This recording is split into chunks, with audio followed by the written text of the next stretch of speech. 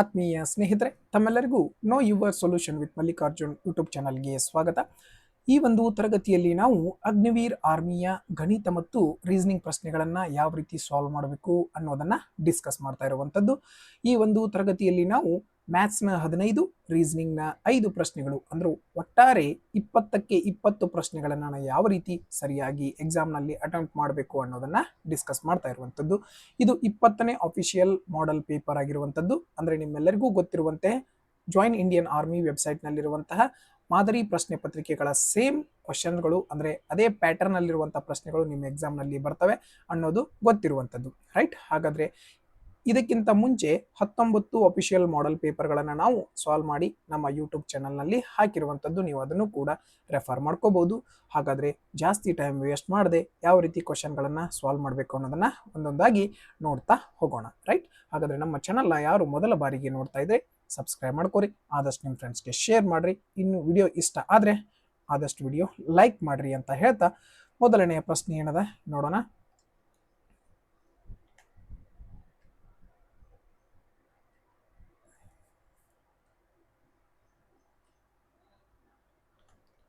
ನೋಡ್ರಿ ಏನದ, 10, 11, 12, 13, 14 ಇವುಗಳ ಸರಾಸರಿ ಎಷ್ಟು ಅಂತ ಕೇಳ್ಯಾರ. ಹಾಗಾದ್ರೆ ನಾನು ನಿಮ್ಗೆ ಹೇಳಿದೀನಿ ಮಧ್ಯದಲ್ಲಿ ಅಂತರ ಸೇಮ್ ಇತ್ತಪ್ಪ ಅಂದ್ರೆ ಒಂದೊಂದು ಅಂತರದ ಪ್ರತಿಯೊಂದರ ಮಧ್ಯದಲ್ಲಿ. ಹಾಗಾದ್ರೆ ಸಮಾನ ಅಂತರ ಇತ್ತಪ್ಪ ಅಂತಂದ್ರ ಮಧ್ಯದಲ್ಲಿ ಯಾವ ಸಂಖ್ಯೆ ಇರ್ತದ ಅದ ಏನಾಗಿರ್ತದ ಸರಾಸರಿ ಆಗಿರ್ತದ. ಹಾಗಾದ್ರೆ ನೋಡ್ರಿ ಇಲ್ಲಿ ಎಲ್ಲದರ ಮಧ್ಯೆ ಗ್ಯಾಪ್ ಒಂದೊಂದು ಐತಿ. ಹಾಗಾದ್ರೆ ಮಧ್ಯದಲ್ಲಿ 12 ಇರೋದ್ರಿಂದ ಈ 12 ಏನಿರುವಂತದ್ದು ಸರಾಸರಿ ಇರುವಂತದ್ದು, ರೈಟ್? Simple question. ನೆಕ್ಸ್ಟ್, 4 ವ್ಯಕ್ತಿಗಳ ಸರಾಸರಿ ತೂಕ 50 kg.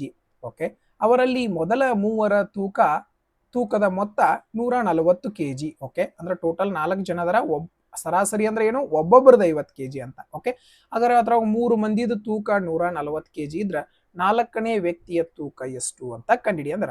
ಹಾಗಾದ್ರೆ 4ನೇ ವ್ಯಕ್ತಿ ತೂಕ ಹೆಂಗ್ ಕಂಡಿಡಿಬೇಕು? ಟೋಟಲ್ 4 ಜನ ಇದ್ರಂದ್ರ ಒಬ್ಬೊಬ್ರದ್ದು 50 ಐತಂದ್ರ 4 ಜನರದ್ದು ಎಷ್ಟು ಇರ್ತೈತಿ ನೀವ ಹೇಳ್ರಿ? 200 ಇರ್ತೈತಿ, ಹೌದಲ್ಲ? 4 ಇಂಟು 50 ಅಂದ್ರ ಒಬ್ಬೊಬ್ರು ಟೋಟಲ್ 50 ರಂಗ 4 ಜನರದ್ದು ಎಷ್ಟಾಯ್ತು? 200 ಆಯ್ತು. ಅದ್ರೊಳಗೆ ಈ 3 ಮಂದಿದ ತೆಗದ್ರ ಈ 3 ಮಂದಿನ ತೆಗೆದು ಬಿಟ್ಟಿವ ಅಂತಂದ್ರ ಉಳ್ದವನ್ ಸಿಕ್ ಬಿಡ್ತೈತಲ್ಲ, ಯಾರ್ದು? ಅದೇ 4ನೇ ವ್ಯಕ್ತಿದಾಗಿರ್ತೈತಿ.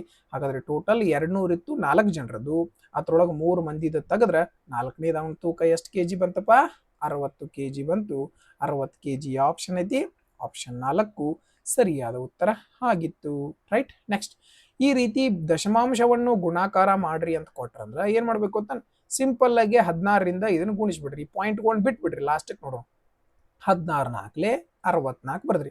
ಹಾಗಾದ್ರೆ ಬಲಗಡೆಯಿಂದ ಪಾಯಿಂಟ್ ಎನ್ಸ್ಬೇಕು. ಈ ಕಡೆಯಿಂದ 1 ಸ್ಥಾನ ಬಿಟ್ಟು ಪಾಯಿಂಟ್, ಈ ಕಡೆಯಿಂದ 1 ಸ್ಥಾನ ಬಿಟ್ಟು ಪಾಯಿಂಟ್. ಹಾಗಾದ್ರೆ ಟೋಟಲ್ ಎಷ್ಟು ಸ್ಥಾನ ಬಿಟ್ಟು ಪಾಯಿಂಟ್ ಅದು? 2 ಸ್ಥಾನ ಬಿಟ್ಟು ಪಾಯಿಂಟ್. ಹಾಗಾದ್ರೆ ನೀವು ಬಲಗಡೆಯಿಂದ 2 ಸ್ಥಾನ ಬಿಟ್ಟು ಪಾಯಿಂಟ್ ಇಟ್ರಂದ್ರ ಇದೇ ಏನಾಗಿರ್ತದ? ನಿಮ್ಮ ಉತ್ತರ ಆಗಿರ್ತದ. ಹಾಗಾದ್ರೆ 0.64 ಎಲ್ಲಿ ಕಾಣಿಸತಿ? 0.64 ಆಪ್ಷನ್ 1 ಕಾಣಿಸತತಿ. ಅದೇ ಕರೆಕ್ಟ್ ಆನ್ಸರ್ ಆಗಿತ್ತು, ರೈಟ್? ನೆಕ್ಸ್ಟ್ ಕ್ವಶನ್, 41.25 ಮತ್ತು 8.43 ಮೊತ್ತ ಎಷ್ಟು ಅಂತ ಕೇಳಿದಾರೆ. ಹಾಗಾದ್ರೆ 41.25 8.43 ಎರಡೂ ಕೂಡಿಸಿದ್ರೆ ಎಷ್ಟು ಬರ್ತೈತಿ ಅಂತ ಕೇಳ. ಬಹಳ ಸಿಂಪಲ್. ಹಾಗಾದ್ರೆ ಲಾಸ್ಟ್ 8 ಬರಬೇಕು, ಇಲ್ಲಿ 6 ಬರಬೇಕು. 68 ಪಾಯಿಂಟ್ ಯಾವ ಆಪ್ಷನ್ ಐತಿ ನೋಡ್ರಿ? ಆಪ್ಷನ್ 1 ಅದ. ಇದೇ ಸರಿಯಾದ ಉತ್ತರ. ಇದನ್ನ ನಾವು ಕೂಡಿಸೋ ಅವಶ್ಯಕತೆನೂ ಇಲ್ಲ. ಕೂಡಿಸಿದ್ರು ಕೂಡ ಅವಾಗೂ ಎಷ್ಟು ಬರ್ತದ? 49.68 ಬರುವಂತದ್ದು, ರೈಟ್? ನೆಕ್ಸ್ಟ್ ಕ್ವಶನ್, ಈ ಕೆಳಗಿನವುಗಳಲ್ಲಿ ಯಾವುದು ವರ್ಗ ಸಂಖ್ಯೆ ಅಲ್ಲ? 7ರ ವರ್ಗ ಯಾವುದು? 49. ಇದು ಯಾವ್ದ್ರದ್ದು ವರ್ಗ ಅಲ್ಲ. 10ರ ವರ್ಗ 100, 8ರ ವರ್ಗ 64. ಹಾಗಾದ್ರೆ ವರ್ಗ ಅಲ್ಲದೆ ಇರುವಂತದ್ದು ಯಾವ್ದಿಲ್ಲಿ? ಆಪ್ಷನ್ 2 1000. ಇದು ಯಾವುದ್ರದ್ದು ವರ್ಗ ಸಂಖ್ಯೆ ಅಲ್ಲವೇ ಅಲ್ಲ, ರೈಟ್? ನೆಕ್ಸ್ಟ್ ಕ್ವಶನ್, ಈ ಕ್ವಶನ್ ನೋಡ್ರಿ, 81ರ ವರ್ಗ ಮೂಲ ಯಾವುದು? ಹಾಗಾದ್ರೆ 81ನ್ನ ಯಾವ್ಯಾವ ಸಂಖ್ಯೆಯಿಂದ ಗುಣಿಸಿದ್ರೆ 81 ಬರ್ತೈತಿ? ಸೇಮ್ ಸಂಖ್ಯೆಯಿಂದ ಗುಣಾಕಾರ ಆಗ್ಬೇಕು. ಹಾಗಾದ್ರೆ ವರ್ಗ ಮೂಲ ಯಾವ್ದು? 9 9 81. ಹಾಗಾದ್ರೆ 81ರ ವರ್ಗ ಮೂಲ ಎಷ್ಟಪ್ಪ? 9 ಇರುವಂತದ್ದು, ರೈಟ್? ನೆಕ್ಸ್ಟ್, ಏನ್ ಕೊಟ್ಟಿದಾರ? 5,83,419 ಈ ಕೆಳಗಿನ ಯಾವ ಸಂಖ್ಯೆಯಿಂದ ಭಾಗಿಸಲ್ಪಡುತ್ತದೆ ಅಂತ ಕೇಳಿದಾರ. ನೋಡ್ರಿ, ಇದು ಬೆಸ ಸಂಖ್ಯೆ ಇರೋದ್ರಿಂದ ಸಮ ಸಂಖ್ಯೆಯಿಂದ ಭಾಗ ಹೋಗುವುದಿಲ್ಲ. ಹಾಗಾದ್ರೆ ಒಂದೇ ಒಂದು ಆಪ್ಷನ್ ಇತ್ತು. ಯಾವುದು ಆಪ್ಷನ್ ಆಗಿತ್ತು? ಆಪ್ಷನ್ 2 ಸರಿಯಾದ ಉತ್ತರ ಆಗಿತ್ತು. ನೋಡ್ರಿ, ನಾವು ಇದ್ರೊಳಗೆ ಭಾಗಿಸಿ ಚೆಕ್ ಮಾಡೋ ಅವಶ್ಯಕತೆ ಏನಿಲ್ಲ. ಇದು ಬೆಸ ಸಂಖ್ಯೆ ಇರೋದ್ರಿಂದ ಸಮ ಸಂಖ್ಯೆಯಿಂದ ಭಾಗ ಹೋಗೋದಿಲ್ಲ. ಹಾಗಾದ್ರೆ ಒಂದೇ ಆಪ್ಷನ್ ಇತ್ತು, option 3 correct answer. Right. Next question. 10:15ಕ್ಕೆ ಸಮಾನವಾದ ಅನುಪಾತ ಯಾವುದು ಅಂತ ಕೇಳ್ಯಾರ. ಹಾಗಾದ್ರೆ 5 2 10, 5 3 15. ಹಾಗಾದ್ರೆ 2:3 ಯಾವ ಆಪ್ಷನ್ ಅದ? ಆಪ್ಷನ್ 3 ಸರಿಯಾದ ಉತ್ತರ ಆಗಿತ್ತು. ಹಾರ್ಡ್ಲಿ 5ರಿಂದ 10 ಸೆಕೆಂಡ್ ಭಾಳ ಆಗ್ತದೆ ಈ ಕ್ವಶನ್. ರೈಟ್. ಹಾಗಾದ್ರೆ ಈ ಕ್ವಶನ್ ನೋಡಿ, ಎ ಮತ್ತು ಬಿ ಒಂದು ವ್ಯವಹಾರದಲ್ಲಿ ಹೂಡಿಕೆ ಮಾಡಿದರು ಮತ್ತು ಲಾಭವನ್ನು ಗಳಿಸಿದರು. ಅದನ್ನು 4:5 ಅನುಪಾತದಲ್ಲಿ ವಿಂಗಡಿಸಿದರು. ಓಕೆ, ಲಾಭವನ್ನು ಏನ್ ಮಾಡಿದ್ರು? 4:5 ಅನುಪಾತದಲ್ಲಿ ವಿಂಗಡಣೆ ಮಾಡಿದ್ದಾರೆ. ಓಕೆ, ಇದು ಕ್ರಮವಾಗಿ ಎ ಮತ್ತು ಬಿ ಹೂಡಿಕೆ ಮಾಡಿದ ಮೊತ್ತದ ಅನುಪಾತವಾಗಿತ್ತು. ಅಂದ್ರೆ ಎ ಮತ್ತು ಬಿ ಹೂಡಿಕೆ ಮಾಡಿದ್ದು ಇದ ಅನುಪಾತದೊಳಗಿತ್ತು. ಓಕೆ, ಎಯು 20,000 ಹೂಡಿಕೆ ಮಾಡಿದ್ದರೆ ಬಿ ಮಾಡಿದ ಹೂಡಿಕೆಯ ಮೊತ್ತ ಎಷ್ಟು? ಹಾಗಾದ್ರೆ ಎ ಎಷ್ಟು ಹೂಡಿಕೆ ಮಾಡಿದಾನೆ? ಇಲ್ಲಿ ನಮ್ಮ ಪ್ರಕಾರ 4 ಹೂಡಿಕೆ ಮಾಡ್ಯಾನ. ಆದ್ರೆ ಆಕ್ಚುಲಿ ಹೂಡಿಕೆ ಮಾಡಿದ್ದೆಷ್ಟು? 20,000. ಓಕೆ, ಯಾರ್ದು ಕಂಡುಹಿಡಿಬೇಕು? ಬಿ ಹೂಡಿಕೆ ಮಾಡಿದ್ ಕಂಡುಹಿಡಿಬೇಕು. ಬಿ ಎಷ್ಟು ಹೂಡಿಕೆ ಮಾಡ್ಯಾನ? 5 ಹೂಡಿಕೆ ಮಾಡ್ಯಾನ. 5 ಅಂದ್ರೆ ಎಷ್ಟು? 4 1 4 5 5 5 ಎಷ್ಟಾತಪ್ಪ? 25. ಮುಂದೆ 3 0 ಅಂತಂದ್ರೆ ಎಷ್ಟು ಬಂತು? 25,000 ಬಂತು. ಯಾವುದು ಕರೆಕ್ಟ್ ಆನ್ಸರ್ ಆಗಿತ್ತು?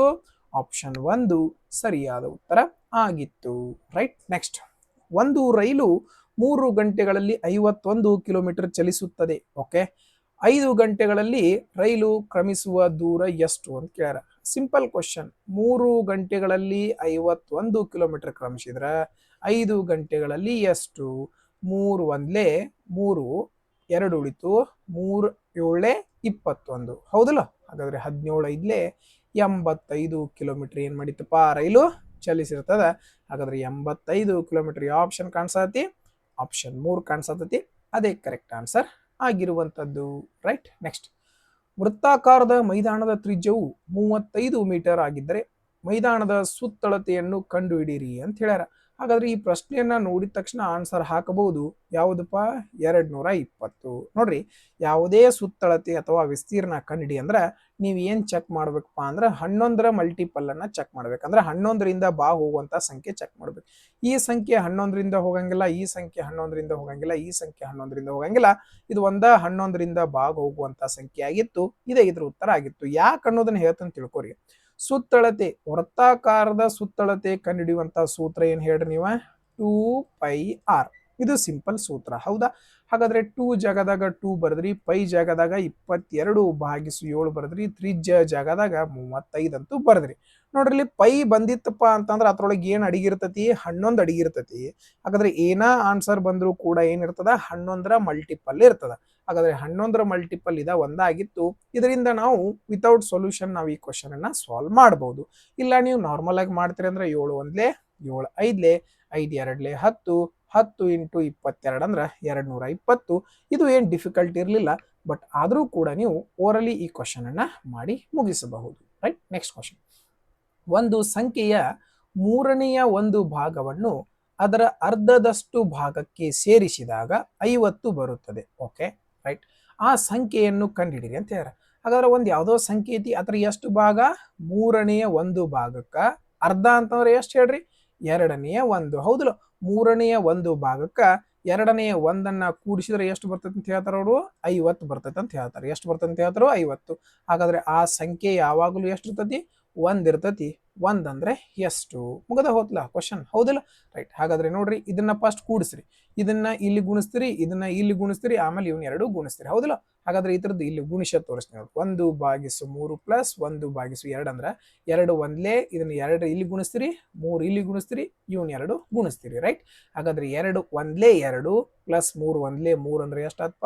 5/3 2 6. ರೈಟ್. ಹಾಗಾದ್ರೆ 5/6 ಅಂದ್ರೆ 50. 1 ಅಂದ್ರೆ ಎಷ್ಟು? ನಿಮ್ಗೆ ಸಾಧ್ಯವಾದ್ರೆ ಇಲ್ಲೇ ಕಡ್ತಾ ಹೊಡ್ಯಾಕ್ ಬಂದ್ರೆ ಕಡ್ತಾ ಹೊಡಿರಿ. ಇಲ್ಲ ಅಂದ್ರೆ ಏನ್ ಮಾಡ್ರಿ? 50 ಭಾಗಿಸು, ಇಲ್ಲಿ ನೋಡ್ರಿ, 50/5 ಭಾಗಿಸು 6 ಮ್ಯಾಲ ಹೋದ್ರೆ ಏನಾಗ್ತದ ಗುಣಿಸು ಆಗ್ತದ.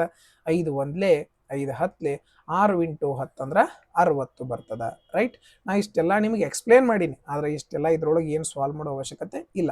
ನೀವು ಸಾಧ್ಯ ಆದ್ರೆ ಏನ್ ಮಾಡ್ಬೋದು, 5 ಒಂದ್ಲೆ 5 ಹತ್ಲೆ ಇಲ್ಲಿ ಭಾಗಾಕಾರದಾಗಿದ್ದದ್ದು 6 ಈ ಕಡೆ ಹೋದ್ರೆ ಏನಾಗ್ತದ ಗುಣಾಕಾರ, 6 ಇಂಟು 10 ಅಂದ್ರೆ 60 ಡೈರೆಕ್ಟ್ ಆಗಿನ ಮಾಡ್ಕೋಬಹುದು. Right, next question. ಷಡ್ಭುಜಾಕೃತಿ ಅಂತಂದ್ರೆ ಹೆಕ್ಸಾಗಾನ್ ಅಂತ ಹೇಳ್ತೀವಿ. ಷಡ್ಭುಜಾಕೃತಿ ಎಷ್ಟು ಶೃಂಗಗಳನ್ನು ಹೊಂದಿದೆ? ಷಡ್ಭುಜಾಕೃತಿ ಅಂತಂದ್ರೆ 6 ಬಾಹುಗಳನ್ನ ಹೊಂದಿರ್ತದ, 6 ಶೃಂಗಗಳನ್ನ ಹೊಂದಿರ್ತದ. ಹಾಗಾದ್ರೆ ಆಪ್ಷನ್ 3 ಸರಿಯಾದ ಉತ್ತರ ಆಗಿತ್ತು. ರೈಟ್, ನೆಕ್ಸ್ಟ್ 4/5 ಶೇಕಡಾವಾರು ಪ್ರಮಾಣದಲ್ಲಿ ಎಷ್ಟಾಗ್ತದ ಅಂತ ಕೇಳಿದಾರೆ. ಹಾಗಾದ್ರೆ ನೀವು ಫ್ರಾಕ್ಷನ್ ಬೆಲೆ ಗೊತ್ತಿದ್ರೆ ಡೈರೆಕ್ಟ್ ಆಗಿ 80% ಅಂತ ಹಾಕ್ಬಹುದು.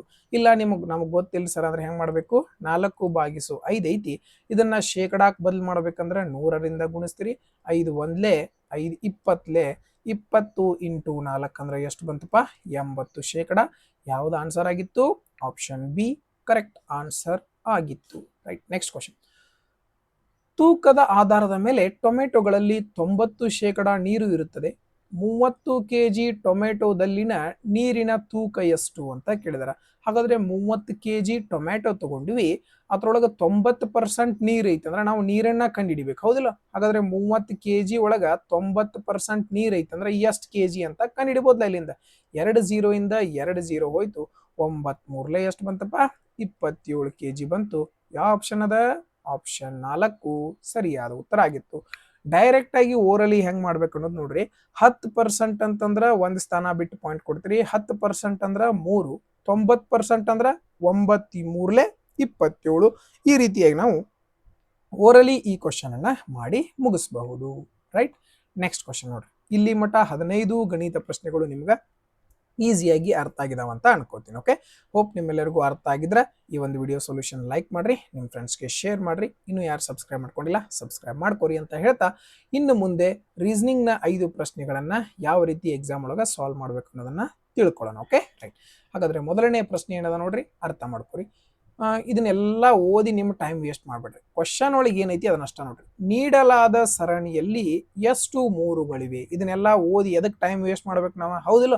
ಇಲ್ಲಿ ಪ್ರಶ್ನೆ ಏನೈತಿ, ಎಷ್ಟು 3 ಅದಾವ ಅನ್ನೋದನ್ನ ಕಂಡುಹಿಡಿಬೇಕು. ಮುಗದ ಹೋತ್ ನಮ್ಮ ಪ್ರಶ್ನೆ, ಈಸಿಯಾಗಿ ಎಣಿಸ್ಕೋತಾ ಹೋಗ್ಬಿಡು ನೀವು. Okay, right. ಹಾಗಾದ್ರೆ 1 3 ಐತಿ, ಆಮೇಲೆ 2 3 4 5 5 ಟೋಟಲ್ ಎಷ್ಟು ಅದಾವ? 5 ಅದಾವು. ಹಾಗಾದ್ರೆ 5 ಯಾವ ಆಪ್ಷನ್ ಒಳಗೈತಿ? ಆಪ್ಷನ್ 4 ಅದೇ ಕರೆಕ್ಟ್ ಆನ್ಸರ್ ಆಗಿರುವಂಥದ್ದು. Right, next question. Chess championship ನಲ್ಲಿ ಅಜಯ್ ಮೇಲಿನಿಂದ 23ನೇ ಸ್ಥಾನ, ಕೆಳಗಿನಿಂದ 4ನೇ ಸ್ಥಾನದಲ್ಲಿದ್ದಾನೆ. ಪಂದ್ಯಾವಳಿಯಲ್ಲಿ ಭಾಗವಹಿಸುವವರ ಒಟ್ಟು ಸಂಖ್ಯೆ ಎಷ್ಟು ಅಂತ ಕೇಳಿದಾರೆ. ಸಿಂಪಲ್, ಈ ಕಡೆಯಿಂದ ಎಷ್ಟನೇ ಸ್ಥಾನದನವ? 23ನೇ ಸ್ಥಾನ. ಈ ಕಡೆಯಿಂದ ಎಷ್ಟನೇ ಸ್ಥಾನದನ? 4ನೇ ಸ್ಥಾನ. ಹಾಗಾದ್ರೆ ಟೋಟಲ್ ಎಷ್ಟು ಜನ ಅದಾರ ಅಂತ ಕಂಡುಹಿಡಿಬೇಕು, ಹೌದಿಲ್ಲ? ಹಾಗಾದ್ರೆ 23 + 4 ಅಂತಂದ್ರೆ ರ್ಯಾಂಕ್ ಎಷ್ಟು ಬರತ್ತಲ್ಲಿ? 27 ಬರತೈತಿ. ಎಷ್ಟು ಬರತೈತಿ? 27. ಆದ್ರ ನಮಗ್ ಕೇಳಿದ್ದಿಲ್ಲಿ ಎಷ್ಟು ಜನರು ಅಂತ ಕೇಳಿದಾರೆ. ಹಾಗಾದ್ರೆ ರ್ಯಾಂಕ್ ಇಂದ ಜನರಿಗೆ ಹೋಗ್ಬೇಕಂದ್ರೆ ಏನ್ ಮಾಡ್ಬೇಕು ನಾವು? 1 ಕಡಿಮೆ ಮಾಡ್ಬೇಕು. 1 ಕಡಿಮೆ ಮಾಡಿದ್ರೆ ಎಷ್ಟು ಬರ್ತದಪ್ಪ ಆನ್ಸರ? 26 ಬರ್ತದೆ. ಇದೇ ಸರಿಯಾದ ಉತ್ತರ ಇರುವಂತದ್ದು. Right, next question. ಇಂಗ್ಲಿಷ್ ವರ್ಣಮಾಲೆಯ ಕ್ರಮದ ಆಧಾರದ ಮೇಲೆ ಈ ಕೆಳಗಿನ ಸರಣಿಯಲ್ಲಿ ಪ್ರಶ್ನಾರ್ಥಕ ಚಿಹ್ನೆಯನ್ನು ಬದಲಿಸಬಲ್ಲ ಅಕ್ಷರವನ್ನು ನೀಡಲಾದ ಆಯ್ಕೆಯಿಂದ ಆರಿಸಿ. ಈ ರೀತಿ ಕೊಟ್ರಂತ ನೆಟ್ಗ ಪ್ರಶ್ನೆ ನೋಡ್ರಿ. ಇಲ್ಲಿ ಮಠ ಏನು ಓದಿಲ್ಲ ನಾನು, ಅದನ್ನೇನು ನೋಡಕ್ ಹೋಗ್ಬೇಡಿ. ಹಾಗಾದ್ರೆ ಟಿ ಅಂದ್ರೆ ಎಷ್ಟು ಬರ್ತೈತಪ್ಪ? 20. ಕ್ಯೂ ಅಂತಂದ್ರ 17, ಎನ್ ಅಂದ್ರ 14, ಕೆ ಅಂತಂದ್ರ KL, ಕೆ ಅಂದ್ರ 11, ಎಚ್ ಅಂತಂದ್ರ 8. ಹಾಗಾದ್ರೆ ಎಷ್ಟು ಕಡಿಮೆ ಆಗೈತಿ? 3 ಕಡಿಮೆ, ಇಲ್ಲೂ 3 ಕಡಿಮೆ, ಇಲ್ಲೂ 3 ಕಡಿಮೆ, ಇಲ್ಲೂ 3 ಕಡಿಮೆ. ಹಾಗಾದ್ರೆ ಇಲ್ಲೂ 3 ಕಡಿಮೆ ಅಂತಂದ್ರೆ ಎಷ್ಟು ಬರ್ತೈತಿ? 8ರಾಗ 3 ಹೋದ್ರ 5. 5 ಅಂತಂದ್ರೆ ಏನಪ್ಪಾ? ಇ. ಯಾವ ಆಪ್ಷನ್ ಐತಿ ನೋಡ್ರಿ? ಆಪ್ಷನ್ ಸಿ ಅದ. ಇದೇ ಕರೆಕ್ಟ್ ಆನ್ಸರ್ ಆಗಿರುವಂಥದ್ದು. ರೈಟ್, ನೆಕ್ಸ್ಟ್ ಕ್ವಶನ್ ನೋಡ್ರಿ ಏನದ. ಇಂಗ್ಲಿಷ್ ಶಬ್ದಕೋಶದಲ್ಲಿ ಬರುವ ಕ್ರಮದ ಆಧಾರದ ಮೇಲೆ ನೀಡಲಾದ ಪದಗಳ ಸರಿಯಾದ ಜೋಡಿಯನ್ನು ಸೂಚಿಸುವ ಆಯ್ಕೆಯನ್ನು ಆರಿಸಿ ಅಂತ ಕೇಳ್ಯಾರ. ಹಾಗಾದ್ರೆ ABCD ಪ್ರಕಾರ ಜೋಡಿಸ್ಬೇಕಂತ ಇದ್ರ ಅರ್ಥ. ಎಸ್ ಅಂತಂದ್ರ 19, ಪಿ ಅಂದ್ರ 16, ಸಿ ಅಂದ್ರ 3, ಟಿ ಅಂದ್ರ 20. ಹಾಗಾದ್ರೆ ಫಸ್ಟ್ ಯಾವ್ದು ಬರಬೇಕು? 3, ಆಮೇಲೆ 2, 1, 4. 3 2 1 4 ಯಾವ ಆಪ್ಷನ್ ಐತೆ ನೋಡ್ರಿ ಇಲ್ಲಿ ಆಪ್ಷನ್ 3 ಅದ ಇದೇ ಸರಿಯಾದ ಉತ್ತರ ಆಗಿತ್ತು. ನಾವು ಫಸ್ಟಿಗೆ 3 ಯಾವ ಆಪ್ಷನ್ ಐತೆ ಅಂತ ಚೆಕ್ ಮಾಡಿದ್ರು ಸಾಕಾಗಿತ್ತು, ಮುಂದಿಂದೇನು ಚೆಕ್ ಮಾಡೋ ಅವಶ್ಯಕತೆ ಇರಲೇ ಇಲ್ಲ ಪ್ರಶ್ನೆಯೊಳಗ. Okay right. ನೆಕ್ಸ್ಟ್, ಇಂಗ್ಲಿಷ್ ವರ್ಣಮಾಲೆಯ ಕ್ರಮದ ಆಧಾರದ ಮೇಲೆ KJDಯು MLFಗೆ ಒಂದು ನಿರ್ದಿಷ್ಟ ರೀತಿಯಲ್ಲಿ ಸಂಬಂಧಿಸಿದೆ. ಓಕೆ, ಅದೇ ರೀತಿ SOV UQXಗೆ ಸಂಬಂಧಿಸಿದೆ. ಅದೇ ತರ್ಕವನ್ನ ಅನುಸರಿಸಿ WGN ಯಾವ ಆಯ್ಕೆಗೆ ಸಂಬಂಧಿಸಿದೆ ಅಂತ ಹೇಳ. ಹಾಗಾದ್ರೆ ಕೆ ಆದ್ಮ್ಯಾಗ ಏನ್ ಬರ್ತೈತಿ LM, ಹಾಗಾದ್ರೆ ಇಲ್ಲಿ +2 ಆಗತ್ತದ. ಎಷ್ಟಾಗತ್ತದ +2. JKL DEF ಹಾಗಾದ್ರೆ ಎಲ್ಲಕ್ಕೂ ಏನಾಗತ್ತೈತಿ ಇಲ್ಲಿ +2 ಆಗತ್ತದ. STU OPQ VWX ಇಲ್ಲೂ ಕೂಡ ಏನಾಗತ್ತದ +2 ಆಗತ್ತದ ಪ್ರತಿ ಅಲ್ಫಾಬೆಟ್ಸ್ಗೆ. ಹಾಗಾದ್ರೆ ಇಲ್ಲೂ ಏನಾಗಬೇಕು WXY ಬರ್ಬೇಕು. ಹಾಗಾದ್ರೆ ಫಸ್ಟ್ ಏನ್ ಬರಬೇಕು Y ಬರಬೇಕು. ಹಾಗಾದ್ರೆ ಈ 2 ಆಪ್ಷನ್ ಅಂತೂ ಹೋದು. ರೈಟ್. GHI ಹಾಗಾದ್ರೆ G ಆದ್ಮೇಲೆ ಏನು ಬರಬೇಕು H ಬಿಟ್ಟ I ಬರಬೇಕು. ಅದು ಯಾವ ಆಪ್ಷನ್ ಒಳಗೈತಿ ಆಪ್ಷನ್ 4 ಐತಿ. ಇದೇ ಇದರ ಉತ್ತರ ಆಗಿತ್ತು. ನಾವು ಪೂರ್ತಿಯಾಗಿ ಸಾಲ್ವ್ ಮಾಡೋ ಅವಶ್ಯಕತೆ ಇರಲಿಲ್ಲ. ರೈಟ್. ಹೋಪ್ಫುಲಿ ನಿಮಗೆ ಈ ಒಂದು 20 ಪ್ರಶ್ನೆಗಳು ಅರ್ಥ ಆಗಿದಾವ ಅಂತ ಭಾವಿಸ್ತೀನಿ. ಈ ಒಂದು 20 ಪ್ರಶ್ನೆಗಳು ನಿಮ್ಮೆಲ್ಲರಿಗೂ ಅರ್ಥ ಆಗಿದ್ರೆ ಆದಷ್ಟು ವಿಡಿಯೋ ಲೈಕ್ ಮಾಡ್ರಿ, ನಿಮ್ಮ ಫ್ರೆಂಡ್ಸ್ಗೆ ಶೇರ್ ಮಾಡ್ರಿ. ಇನ್ನು ಯಾರು ಸಬ್ಸ್ಕ್ರೈಬ್ ಮಾಡ್ಕೊಂಡಿಲ್ಲ ಸಬ್ಸ್ಕ್ರೈಬ್ ಮಾಡ್ಕೋರಿ ಅಂತ ಹೇಳ್ತಾ, ಎಲ್ಲರೂ ಚೆನ್ನಾಗಿ ಸ್ಟಡಿ ಮಾಡ್ಕೋರಿ, ಜಾಸ್ತಿ ಟೈಮ್ ವೇಸ್ಟ್ ಮಾಡಬೇಡ್ರಿ ಅಂತ ಹೇಳ್ತಾ ಎಲ್ರಿಗೂ ಆಲ್ ದ ಬೆಸ್ಟ್. ಈ ಒಂದು ವಿಡಿಯೋವನ್ನು ನೋಡಿದ್ದಕ್ಕಾಗಿ ಧನ್ಯವಾದಗಳು.